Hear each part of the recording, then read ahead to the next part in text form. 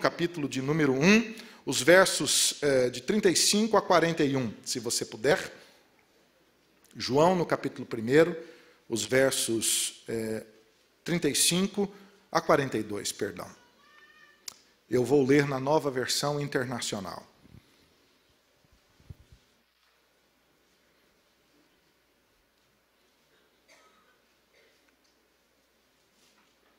João, no capítulo 1, a partir do verso 35. Os irmãos acharam? Amém? No dia seguinte, João estava ali, novamente, com 2 dos discípulos, quando viu Jesus passando e disse: Vejam, é o Cordeiro de Deus. Ouvindo-o dizer isso, os 2 discípulos seguiram Jesus. Voltando-se e vendo Jesus, que os 2 o seguiam, perguntou-lhes: O que vocês querem? Eles disseram: Rabi, que significa mestre, onde estás hospedado? Respondeu ele: Venham e verão. Então foram por volta das 16h e viram onde ele estava hospedado e passaram com ele aquele dia. André, irmão de Simão Pedro, era um dos 2 que tinham ouvido o que João dissera e que haviam seguido a Jesus. O primeiro que ele encontrou foi Simão, seu irmão, e lhe disse: Achamos o Messias, isto é, o Cristo, e o levou a Jesus. Jesus olhou para ele e disse: Você é Simão, filho de João. Será chamado Cefas, que traduzido significa Pedro. Vamos orar mais uma vez. Feche os seus olhos, se você puder. Senhor Jesus, nós abrimos a Tua palavra. E nós te pedimos, ó Deus, que o Senhor fale conosco, ó Pai, nessa manhã. Que o Senhor derrame a Tua graça sobre as nossas vidas nesse lugar, ó Pai. Que a Tua palavra seja bálsamo para curar a nossa alma e seja mel, Senhor, para adoçar o nosso coração. Que a Tua palavra venha com força, com vitalidade e como o orvalho da manhã, Senhor, para trazer frescor à nossa alma, Deus, e levantar os olhos que estão cansados, e trazer cura aos que estão feridos, encorajamento aos desanimados, para trazer bênção, Senhor, do Senhor, celestiais, o pão que vem do céu, sem medida, para derramar a Tua presença sobre os nossos corações e alimentar a nossa alma. A única coisa que nós precisamos, Senhor, é da Tua palavra. Então fala conosco, Deus, é o que eu lhe peço em nome de Jesus. Amém. Os Estados Unidos viveram talvez o maior dos avivamentos da história dessa nação, no meio do século XVIII, 1730 até 1750, nesta região. Aqui em Northampton foi pastor Jonathan Edwards. E Jonathan Edwards foi o maior dos pregadores que já existiu nos Estados Unidos. Benjamin Franklin dizia que Jonathan Edwards era a maior mente, não apenas cristã, mas a mente mais brilhante que já existiu na história desse país. Jonathan Edwards foi ajudado no começo desse avivamento aqui nos Estados Unidos, que veio pela pregação da palavra. Se você se lembra da história, ele prega 2 anos seguidos naquela igreja, aqui em Northampton, na igreja congregacional, sobre a justificação pela fé. E ele faz uma série de pregações, 2 anos sobre o mesmo tema, profundamente teológico, mas falando sobre a convicção dos pecados, de que as pessoas eram pecadoras, que precisavam se arrepender, que precisavam ser salvas em nome de Jesus e que isso era pela graça. Ele prega 2 anos e então o Espírito Santo derrama o seu poder. E naquele ano, 300 pessoas são batizadas, 300 adultos são batizados na igreja e a partir dali uma onda de avivamento que não parou por diversos anos começa a acontecer. Nesta onda dos grandes pregadores, vem para os Estados Unidos um inglês chamado George Whitefield. E George Whitefield também pregou nessa terra. E ele era um pregador itinerante, um forte pregador da palavra de Deus. Em cada casa que George Whitefield ficava, ele sempre tinha por hábito perguntar àquela família: qual é o estado da sua alma? Qual é o estado da sua alma? O pastor, então, que pregava na igreja, hospedado na casa, tinha o cuidado de perguntar àquela família para onde você vai se você morrer hoje? Então ele ficou hospedado numa dessas viagens na casa de um coronel do exército americano. Um homem muito educado, uma família muito bonita, filhos muito educados, gente muito boa, que o recebeu de uma maneira que o constrangeu. Ele ficou tão constrangido com aquela boa hospedagem, com aquele cuidado nos detalhes, com aquele cuidado que tiveram com ele, que ele ficou envergonhado de perguntar sobre o estado da alma daquelas pessoas. Porque como pode gente tão boa não ser salva? Como pode gente tão boa não conhecer a Jesus e ser tão boa assim? Na última noite das 4 que o pastor George Whitefield estava naquela casa, o Espírito Santo incomodou seu coração. E ele entendeu que ele deveria sim perguntar sobre o estado da alma daquela família. O problema é que ele sairia muito cedo. Não daria tempo para perguntar àquelas pessoas e conversar sobre o Evangelho. Então, ele tem uma ideia, ele ora a Deus, tem uma confirmação no coração de que aquilo poderia ser feito. Ele tira o seu anel e ele escreve no canto da vidraça do seu quarto: falta a vocês apenas uma coisa. Falta a vocês apenas uma coisa. Ele escreve a frase e vai embora. A esposa daquele coronel ficou curiosa para conhecer o quarto onde o homem de Deus havia se hospedado. Ela sobe então as escadas e ela olha para o quarto e percebe um pequeno risco na janela, chega mais perto, vê que está escrito alguma coisa e ela lê esta frase: falta a vocês apenas uma coisa. Ela entendeu a mensagem. Lágrimas vieram aos seus olhos, ela desce a escada, chama o seu marido, chama os seus filhos, eles vêm até aquele quarto e ela diz: olha a mensagem que o homem de Deus deixou para nossa casa. E eles leram: falta a vocês apenas uma coisa. E conta a história que eles terminaram aquele momento de joelhos naquele quarto, entregando o seu coração a Jesus. A pergunta que eu faço para você nesta manhã é esta: quanto vale uma vida? Quanto vale uma vida? Aquelas que faltam apenas uma coisa a elas, aquelas que faltam Jesus ao seu coração, o quanto vale esta vida? Esse texto que nós lemos é um texto emblemático. E talvez você sempre tenha tido no seu coração o sonho de ser usado por Jesus, o sonho de ser cheio de Deus e de ter a sua vida amplamente usada por Jesus. Talvez você tenha no seu coração o sonho de ver a sua família ser tocada por Jesus, de ver os seus filhos sendo visitados por Jesus, de ver o seu cônjuge, marido ou esposa, sendo visitados por Jesus, de ver os seus parentes lá no Brasil sendo visitados por Jesus, de ver os seus amigos mais próximos sendo visitados por Jesus, de ver essa cidade sendo visitada por Jesus, porque para o mundo, que tem tudo, falta apenas uma coisa: Jesus. E o seu sonho de ser usado por Jesus. Nesse texto que nós lemos, existem 3 personagens. E eu quero, de maneira muito rápida nessa manhã, explorar um pouco do contato desses personagens com Jesus e trazer conexões claras desta mensagem bíblica para o nosso coração. Como você e eu podemos ser amplamente usados por Jesus na conversão de pessoas, na transformação dessa sociedade, na transformação da nossa família, na transformação dessa comunidade para a glória de Deus. João Batista é o primeiro deles. Jesus está passando por aquele lugar.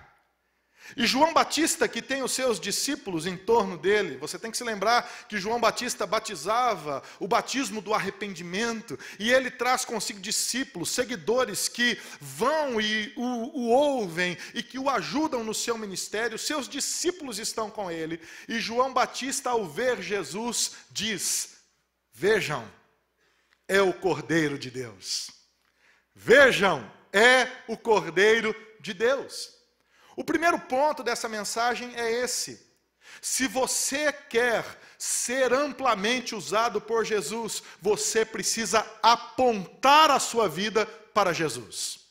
Você precisa apontar a sua vida para Jesus. Foi João Batista que disse: convém que ele cresça e que eu diminua.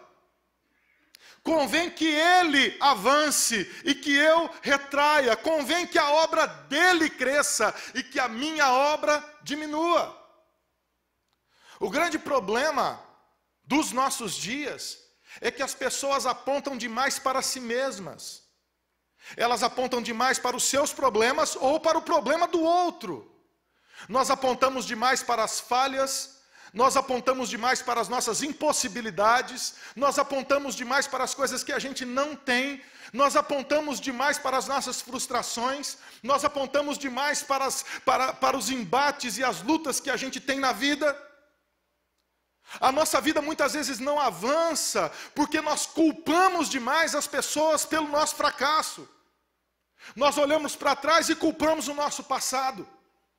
Culpamos os nossos pais, que muitas vezes erraram porque são limitados.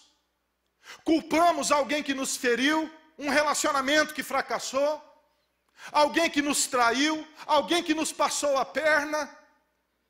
Culpamos situações pontuais que nos afastam de crescer. Para você avançar na vida, você precisa tirar os olhos de você mesmo. Você precisa tirar os olhos do seu passado. Você precisa tirar os olhos do seu sofrimento. Você precisa tirar os olhos da sua frustração. Você precisa tirar os olhos da sua impossibilidade. E você precisa olhar para Jesus. Porque aqueles que olham para Jesus são iluminados. Os olhos que são voltados para Jesus, eles são curados. Os olhos que são voltados para Jesus voltam a enxergar a ponte para Jesus. Às vezes você na sua família tem embates com os seus filhos e você diz: eu não sei o que fazer. No embate do cônjuge com o outro, eu não sei o que fazer. Numa dívida que cresce, num trabalho que não dá certo, eu não sei o que fazer. Irmão, aqui está a chave para o crescimento da sua vida. Aponte para Jesus. Olhe para o Senhor. Mantenha os seus olhos fixos no Senhor. João Batista levou a sério essa palavra. O seu ministério termina com o início do ministério de Jesus. Você imagina? O pastor, a igreja vai diminuindo. Pô, vai indo embora. Vai indo embora. E ele está felizão. A turma fala: esse pastor é doido. Ele é doido. Mas o que está acontecendo? As pessoas estão indo embora porque elas estão seguindo aquele que é maior do que eu. Aquele que eu não sou digno de desatar as minhas sandálias. Aquele que eu não compreendo, mas que é enviado de Deus. O Salvador do mundo. Convém que ele cresça. Você sabe o que você precisa fazer lá no interior da sua casa? Apontar para Jesus. Os seus filhos precisam ouvir menos do seu rancor. Eles precisam ouvir menos da sua bravura. Eles precisam ouvir menos da sua palavra. E precisam ouvir mais da palavra de Deus na sua casa. A Bíblia não é um amuleto para ficar aberto na penteadeira da sua... Penteadeira usa isso? Lá no sei lá onde, na sua casa. Mas é um livro vivo para ser lido e vivido no interior da sua família. Aponte para Jesus. Aponte para o Senhor. A sua esposa, irmão, ela precisa ouvir menos as suas reclamações. Ela precisa ouvir menos da sua grossura. Ela precisa ouvir menos dos seus esbravejamentos. E ela precisa ouvir mais da palavra de Deus nos seus lábios, homem. Ela precisa ouvir mais da palavra do Senhor, ganhando o seu coração e trazendo a vida de Jesus para a sua casa. É assim que muda. Muda quando nós tiramos os olhos do nosso sofrimento, da nossa impossibilidade e olhamos para Jesus. Olhamos para o Senhor. Segundo lugar, João Batista estava disposto a perder. Porque ele fala: vejam, é o Cordeiro de Deus. E 2 dos seus discípulos vão embora na hora. André e mais um. Você sabe qual que é o problema dos nossos dias? A gente não quer perder nada. Você vai jogar videogame com seu filho, tem 5 anos de idade, você quer detonar ele. Você vai ganhar. O maior momento de escândalo na igreja é quando os crentes vão jogar bola, os homens. É um desespero. Reúne os irmãos para jogar bola, faz um círculo, faz uma oração. Ah, meu amigo. Terminou a oração, está valendo 3 pontos. O cara encarna o Corinthians, vai Corinthians. E ele pensa que ele é um jogador profissional, ele vai quebrar a perna do outro irmão que está lá. E às vezes tem um não crente lá no meio, ele fica escandalizado. Ele olha e fala assim, meu Deus do céu, que povo doido é esse? Quanto está valendo esse jogo de futebol? E uma dica para as meninas que querem casar, viu? Deixa eu falar uma coisa para vocês. Vá ver o seu namorado jogar bola. Lá é o Egito, filha. Lá o caráter revela. Você quer saber quem ele é? Vai lá ver no campo de futebol. Vai lá para você ver do carinho que ele tem pelos amigos dele. É bruto. A gente não quer perder nada. Agora o Senhor Jesus ensina que aquele que não perder, não ganha. Aquele que não perder a sua própria vida, não consegue encontrá-la. Aquele que não abre mão da sua própria vida, não encontra a vida eterna. Aquele que não abre mão dos seus direitos, não encontra a justiça de Deus. Aquele que não abre mão de si mesmo, não encontra com a graça e com a bênção de Deus na sua vida. À medida que você reconhece que Jesus é o Senhor da sua vida, você precisa estar disposto a perder, para que Jesus cresça na sua vida, para que Ele seja o maior na sua vida, para que Ele vença na sua vida. Irmãos, eu tenho 3 filhos e uma televisão. Nós fizemos um trato lá em casa, aqui em casa é uma TV, uma.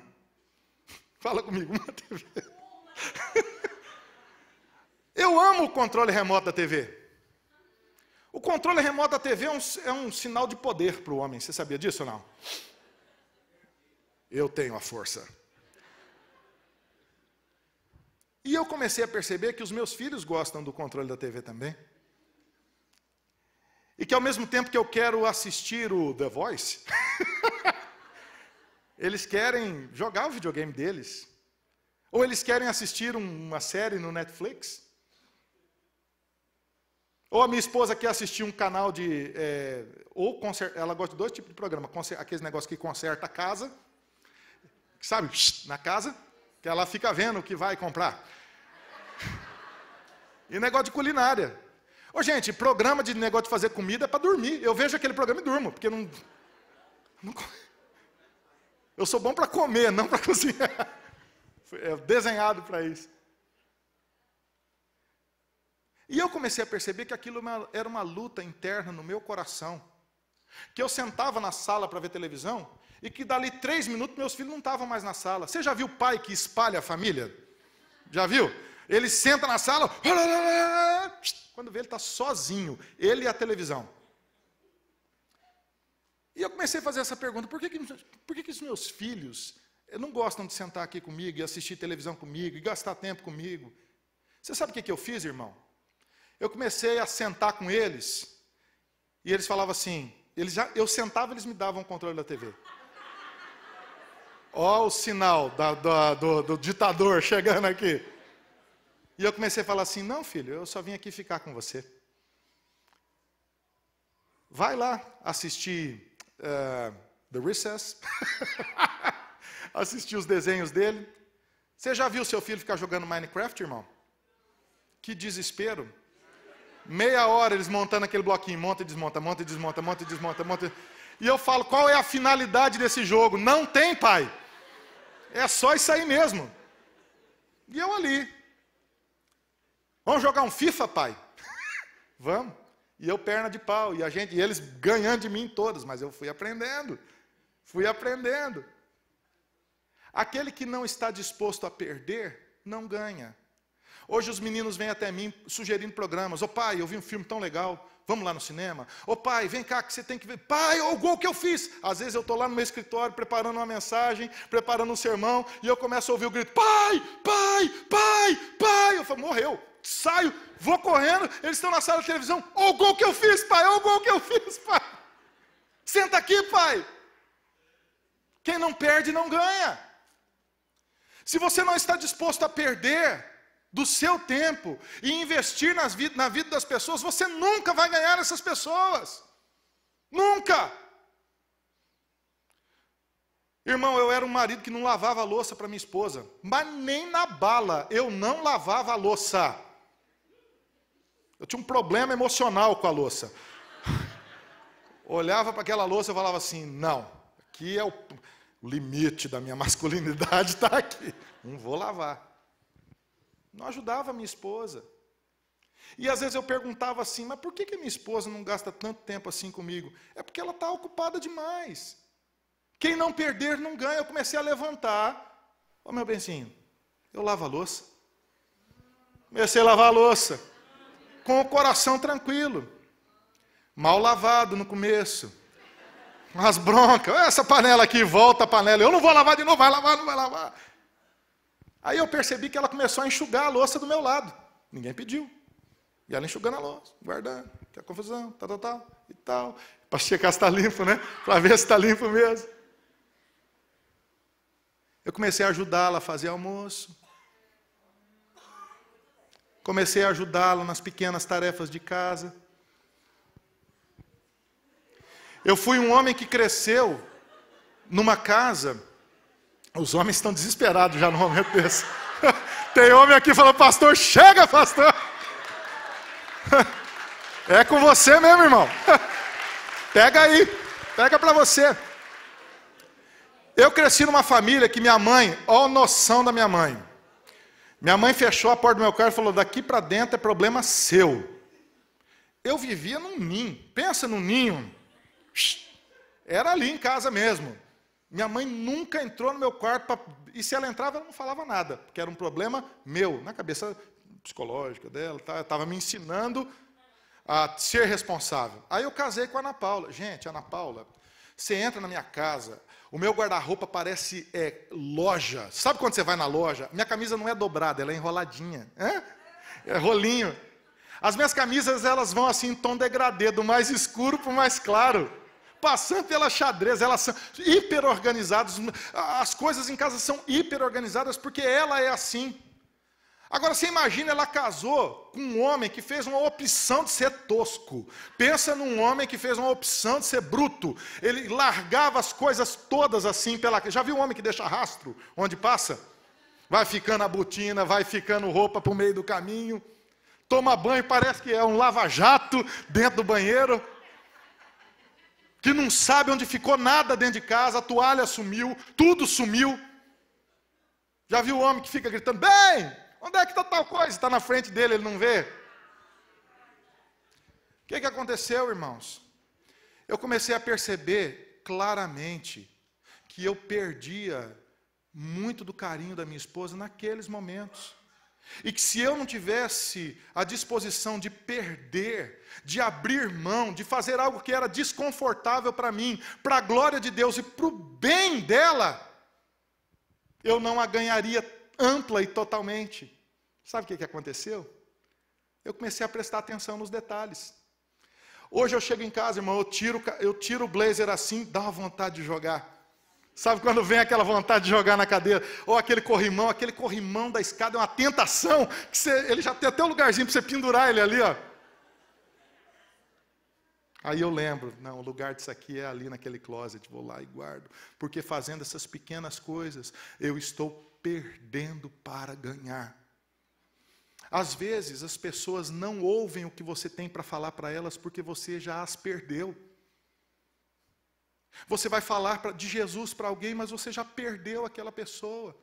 Você já perdeu a autoridade porque não testemunhou. E se você não estiver disposto a perder, você não vai testemunhar. E a sua palavra não terá autoridade. Então você precisa tomar uma decisão hoje. Quais são as coisas que você vai mudar? Onde é que você vai perder? Onde é que você vai deixar de investir menos ou mais na sua vida e investir menos naquilo que te faz bem, para você investir mais naquilo que glorifica a Deus. João Batista foi assim: veja o Cordeiro de Deus. 2 foram embora. Terceiro ponto da mensagem: André conheceu o Senhor Jesus. Ele teve um impacto quando conheceu o Senhor Jesus. Ele diz: Rabi, onde o Senhor está hospedado? E Jesus diz: venham e vejam. Eles foram, passaram o dia com Jesus, e ele foi impactado. André passa por um processo de conversão. Ele é convidado ali naquele momento para seguir o Senhor Jesus, e ele aceita aquele desafio. André foi um grande apóstolo. A Bíblia pouco fala sobre André, mas a história conta sobre André. André, ele é o apóstolo que vai para a Capadócia, para a Turquia, para a Grécia. E ele prega o evangelho numa grande região. E ele é usado por Deus na conversão de muitas pessoas, no plantio de muitas igrejas. Agora, André começou investindo tudo em uma só pessoa. Antes de ganhar o mundo, ele ganhou uma só pessoa. E a pergunta que eu faço para você nessa manhã é essa: quanto vale uma vida? Quanto vale uma vida? Quanto vale o esforço para você falar de Jesus para alguém? Qual seria o tamanho da revolução causada nesta cidade se cada um de nós que estamos aqui entendêssemos essa mensagem nesta manhã de que vale muito uma vida? Por isso é muito importante que nós investamos tudo para ganhar uma vida para o Senhor. Uma vida para o Senhor. Foi isso que André fez. Ele volta impactado do encontro com Jesus. Ele volta cheio de Jesus. E ele vai até o seu irmão Simão, talvez o mais próximo dele. Ele vai até Simão e ele faz algumas coisas que são fantásticas e que são lições para a nossa vida. Primeiro, você quer ganhar pessoas para Jesus, você precisa falar de algo que você viveu. André diz: eu achei o Messias, nós encontramos o Cristo. Nós encontramos aquele que é o Salvador. Ele fala de algo que ele viveu. Ou seja, as pessoas entenderão de Jesus a partir da sua vida, à medida que elas virem Jesus na sua vida. À medida que o Evangelho não for algo apenas de dizer, mas for algo vivo na sua história, na sua caminhada. John Piper, naquele livro Finally Alive, ele diz que o grande problema do novo nascimento nos nossos dias é que o novo nascimento se tornou a questão de se dizer ser. A pessoa se diz convertida.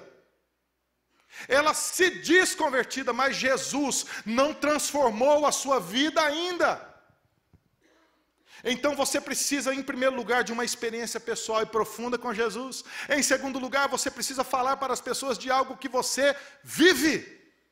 De algo que você experimentou. Eu vi o Messias e minha vida jamais foi a mesma, foi uma experiência pessoal.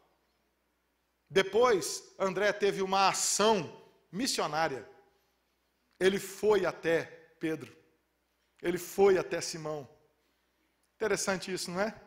Primeiro ele viu Jesus, ele vai até o seu irmão, ele diz: eu achei o Messias, mas ele sai do seu lugar, e ele entende que é necessário que ele vá até o seu irmão, e ele busca o seu irmão. Quem são as pessoas perto de você que precisam de Jesus? Que precisam de ajuda? Que precisam de oração? Quem são os seus parentes que ainda não conhecem o Senhor Jesus? Que talvez estejam sofrendo, que talvez estejam cansados, que talvez estejam sobrecarregados. Quem são eles? Você precisa, irmão, ir até o encontro deles.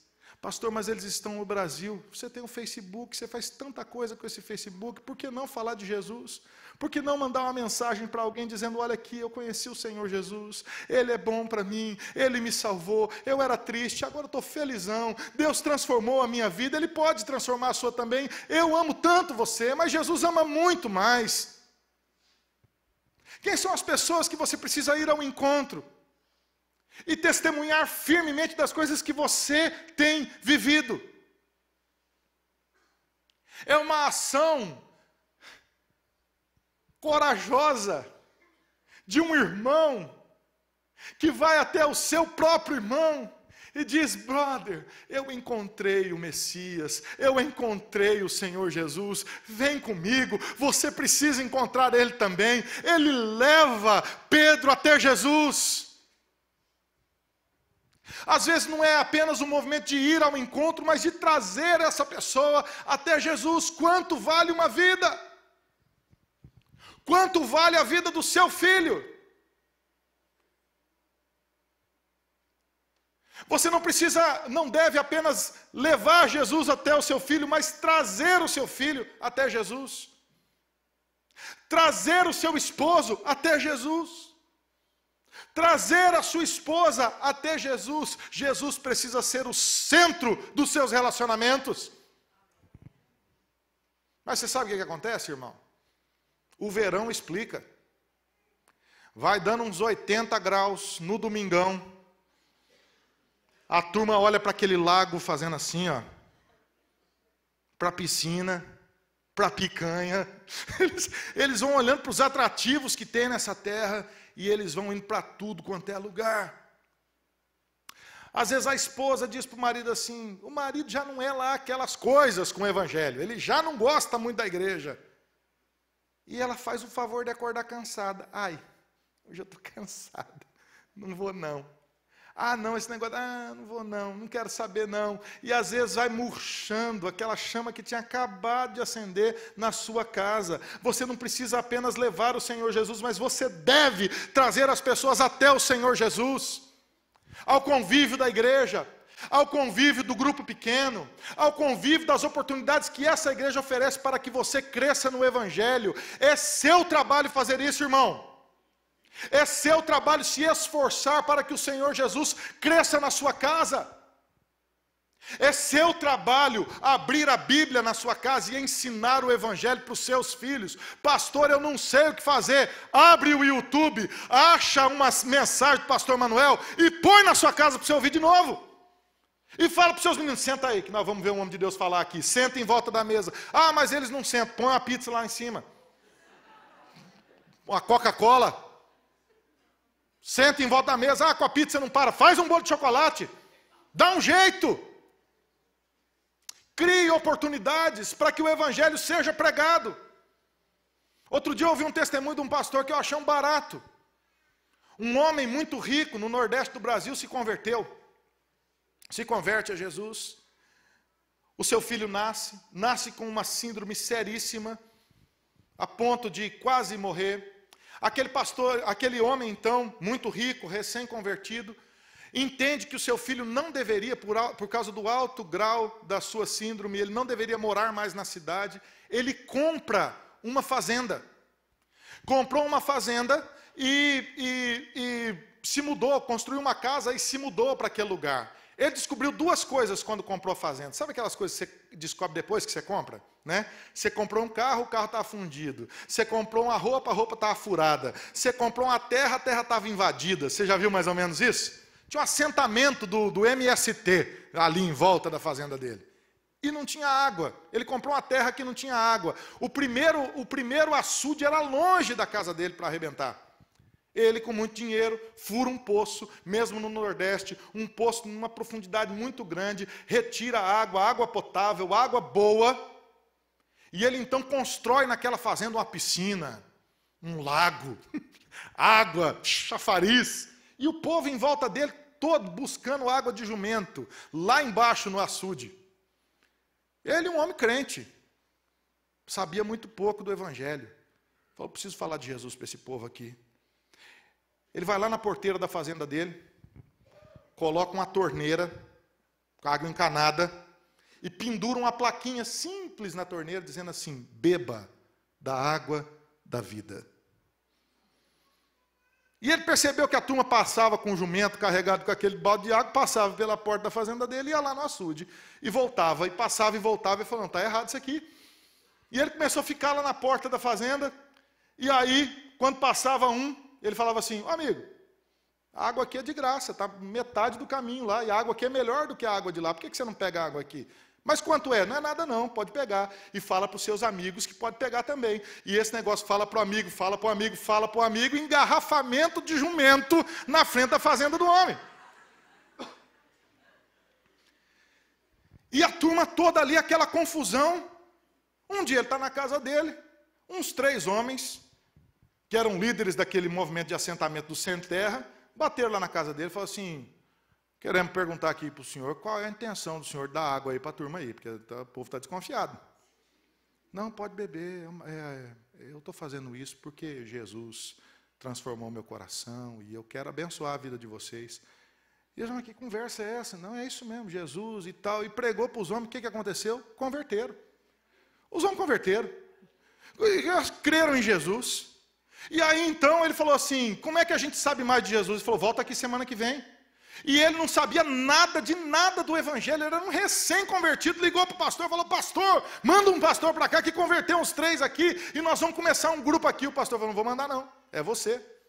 Você é o homem aí, rapaz. Vamos fazer um treinamento intensivo de teologia. Pega a Bíblia aí. E treinaram no telefone.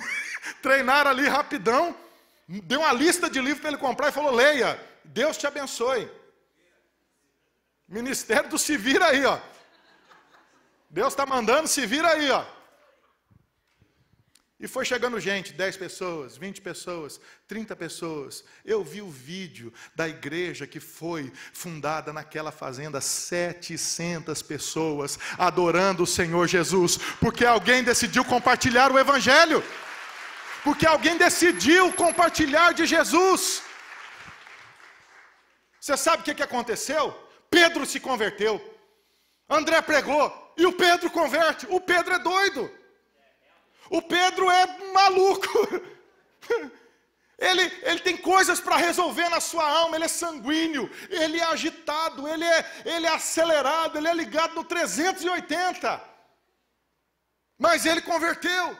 E você sabe o que aconteceu? No primeiro sermão de Pedro, 3.000 pessoas se convertem a Jesus. Olha o ministério do André aí, 3.000 pessoas se convertem a Jesus. Quais são os resultados quando você prega o evangelho? Você não sabe, mas Deus sabe. O que Deus vai fazer na vida do seu filho, com ele pegando fogo para Jesus? Você não sabe, mas Deus sabe. O que Deus pode fazer na vida dessa igreja, com essa igreja cheia do fogo de Deus? Vocês não sabem, mas Deus sabe. É só o começo, irmão. Você sabe o que enche o meu coração de esperança? De continuar pregando o evangelho? É pensar naquela cena de Atos, quando Pedro se levanta para pregar. A Bíblia diz que os 11 se levantam com Pedro. Agora vê a cena comigo. O Pedro está aqui. Vocês crucificaram a Jesus, o varão santo de Deus, o verbo de Deus. Arrependam-se. Ó o André. Oh Deus. Obrigado pela vida do Pedro, Deus. Deus usa a vida do Pedro, Senhor. Deus levanta a vida do meu irmão, Deus. Deus enche o meu irmão do teu poder, Deus. Obrigado porque um dia o Senhor salvou a vida do meu irmão. Meu irmão não era nada, era um semi-analfabeto. Ele estava lá pescando, não ia dar nada na vida. Mas aí, Deus, o Senhor o salvou. Glórias sejam dadas ao teu nome, Senhor Jesus. Ô irmão, eu quero ser André na vida de muita gente. Eu quero ser André na vida de muita gente. Eu quero ser André na vida dos meus filhos. Eu quero um dia estar sentado lá na minha casa e ouvindo notícia dos meus filhos pregando o evangelho. Eu quero estar um dia sentado lá na minha casa e ouvir assim que os meus netos estão proclamando o evangelho com a sua vida. Mas para que isso aconteça, eu preciso ser André na vida deles. Toma uma decisão hoje de manhã, irmão. Uma vida vale o sacrifício de Jesus. O Senhor Jesus deu a sua vida lá na cruz. Tome uma decisão nessa manhã de você investir seriamente para a transformação de vidas que estão perto de você. O Evangelho irá transformar essas vidas para a glória de Deus.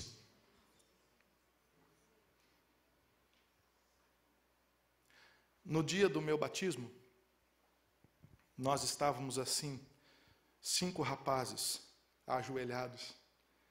E o pastor falou assim: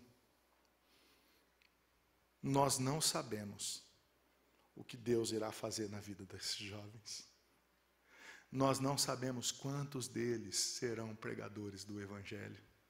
Nós não sabemos o que Deus é capaz de fazer na vida desses meninos, mas o Senhor os escolheu e o Senhor os usará com poder. Diante daquele pastor, estavam ajoelhados 5 meninos, que seriam futuramente todos pastores. Da minha geração, são dezenas de jovens que foram chamados para o ministério.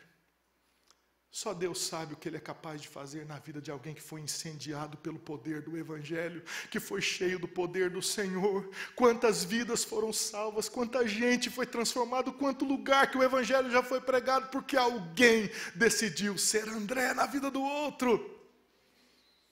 Toma uma decisão hoje, irmão, em nome de Jesus. Feche os seus olhos, eu quero orar com você.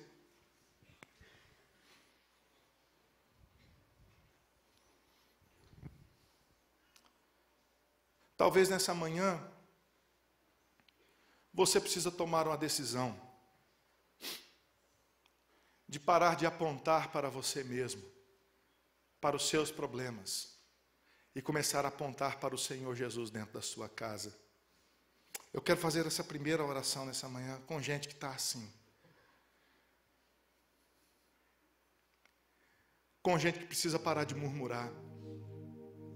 Com gente que precisa parar de reclamar da vida, reclamar da sorte, reclamar dos problemas, e tomar uma firme decisão de ser transformado, e começar a proclamar Jesus como o Senhor da sua vida, e apontar bem alto para Jesus. Eu sei que essa é uma pergunta forte, irmão, e eu não quero constranger ninguém nessa manhã. Eu não vim aqui para trazer constrangimento para ninguém. Eu vim aqui para trazer a palavra de Deus. Eu vim aqui para pregar o Evangelho, para você ser encorajado, para você ser transformado em nome de Jesus.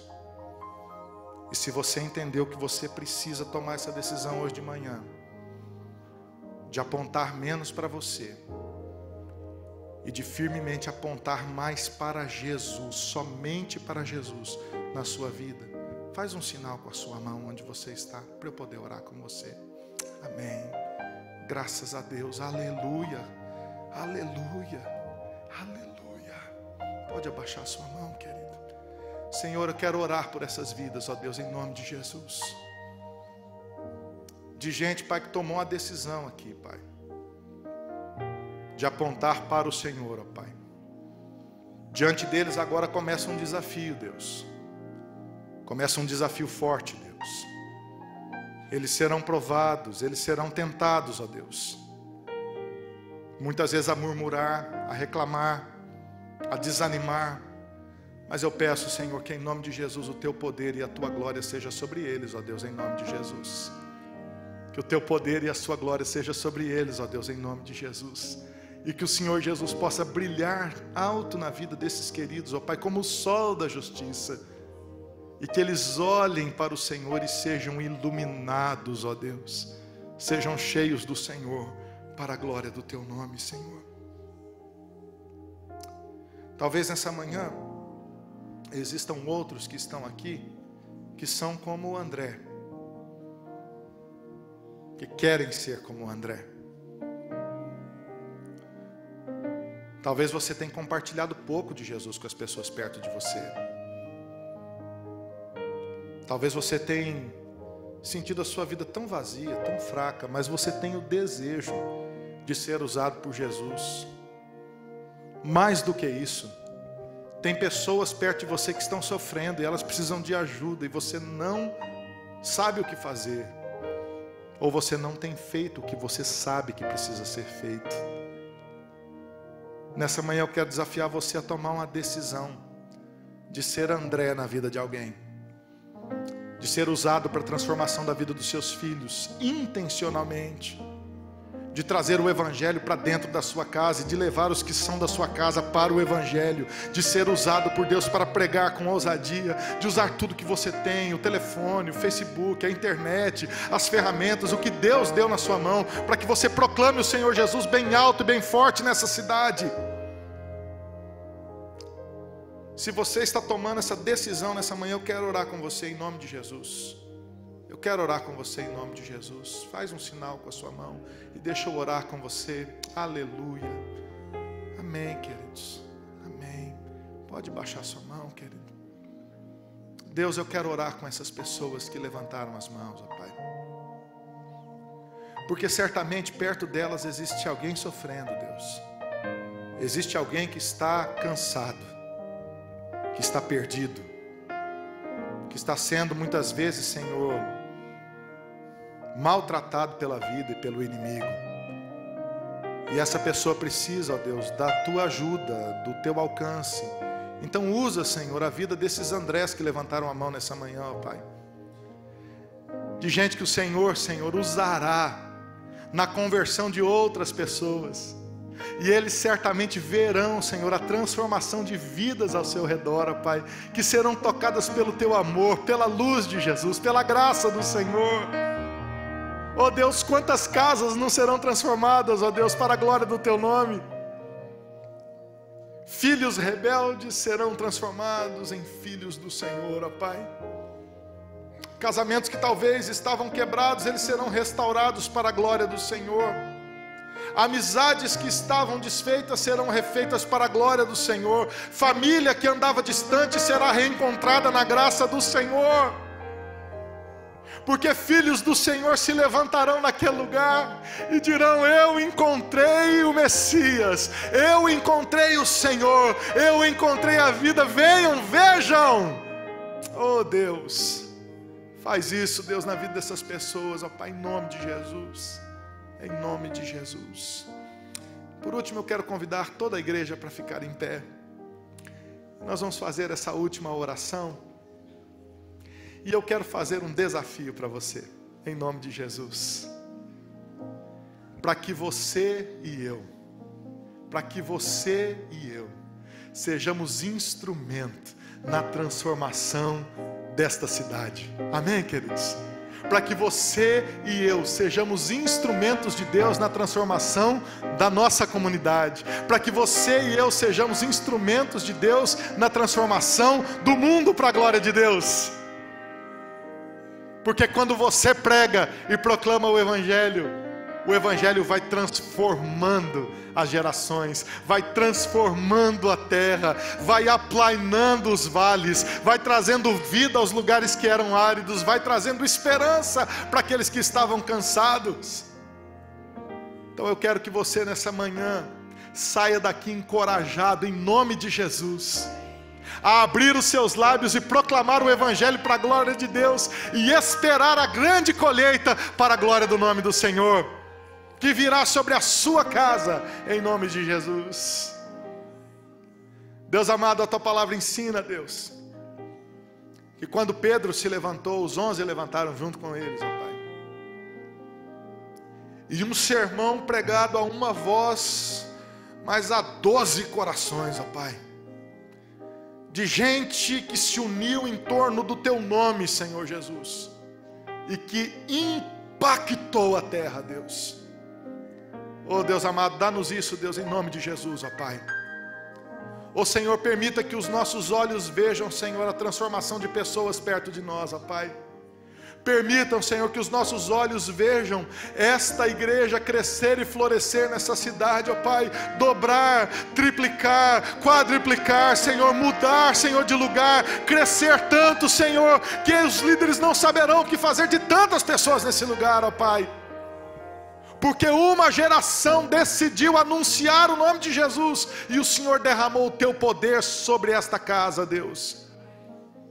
Senhor amado, levanta os Teus filhos onde eles estão, ó Pai, com autoridade, ó Deus, em nome de Jesus.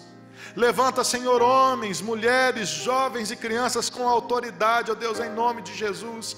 E que o Evangelho seja proclamado com amor, ó Deus. Que o Evangelho seja proclamado com atos de amor, ó Deus. Que o Evangelho seja proclamado com graça, ó Deus, com eficácia, com eficiência. E nós vejamos os frutos para as próximas gerações, ó Deus.